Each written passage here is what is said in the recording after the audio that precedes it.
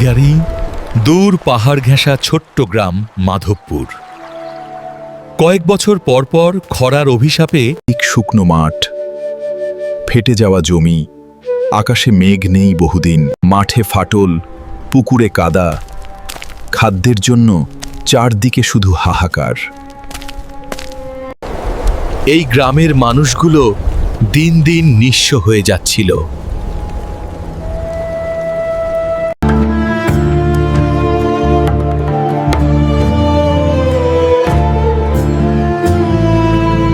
এভাবে আর কতদিন চলবে বলো? ফসল নেই, জল নেই, ঘরে কিছুই নেই। মাধবপুরে এখন একটাই প্রশ্ন, এই খরা কি কোনোদিন শেষ হবে? দিনের পর দিন অপেক্ষা করেও বৃষ্টি আর ফিরে এলো না। আশা যেন ধীরে ধীরে মরে যাচ্ছিল। এই গ্রামেই থাকতো কিশোর নামে এক দরিদ্র যুবক।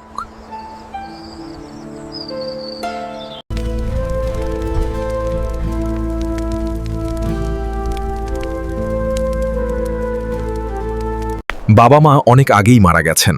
খেটে খাওয়া ছাড়া জীবনে তার আর কোনো পথ ছিল না। পৃথিবীতে আপন বলতে তার আর কেউ ছিল না।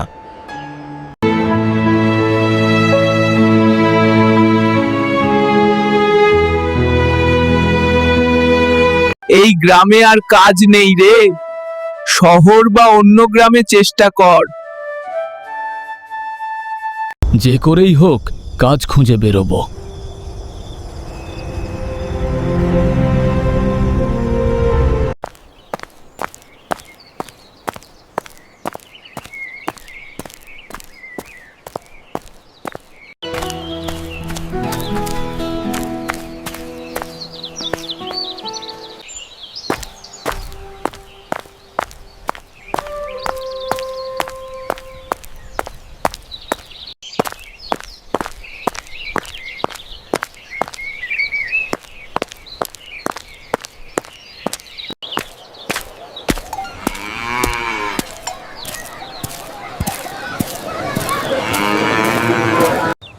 বাবু, কাজ দরকার, যে কোনো কাজ করব।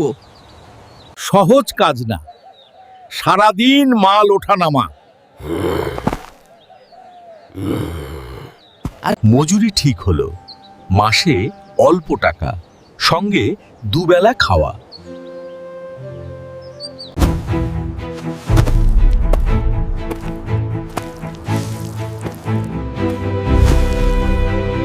একদিনও দেরি নয়, একদিনও অভিযোগ নয়।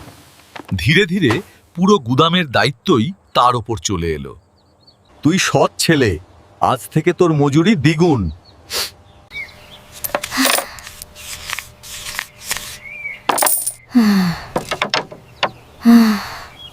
বছর ঘুরতেই তার হাতে জমলো কিছু টাকা। সে ছোট্ট একটা কুঁড়ে ঘর বানালো, কিন্তু গ্রামের চুরির গুজবে তার মন অস্থির। তুমি টাকা রাখো জমিদার কার্তিক বাবুর বাড়িতে, খুব বিশ্বস্ত। কিশোর সরল বিশ্বাসে তার জীবনের সব সঞ্চয় তুলে দিল কার্তিক জমিদারের হাতে। সে জানতো না, এই বিশ্বাসই কিছুদিন পর নিজের জমানো টাকা ফেরত চাইতে গেল কিশোর।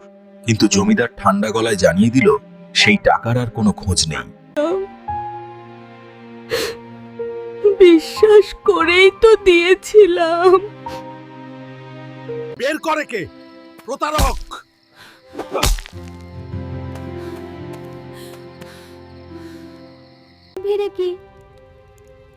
সত্য লুকিয়ে রাখা যায় না।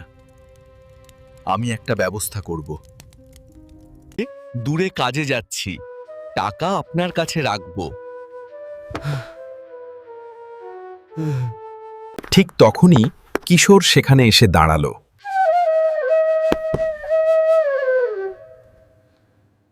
আরে, তুমি তো আগেও এসেছিলে। এই নাও তোমার সব টাকা। ভুল হয়ে গেছে,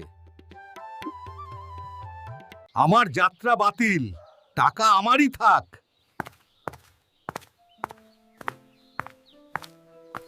আজ আপনি না থাকলে আমি সর্বস্ব হারাতাম। মনে রেখো মাধব, সৎ উপার্জন কখনো নষ্ট হয় না, সততা কখনো হারে না। সময় লাগে এই যা।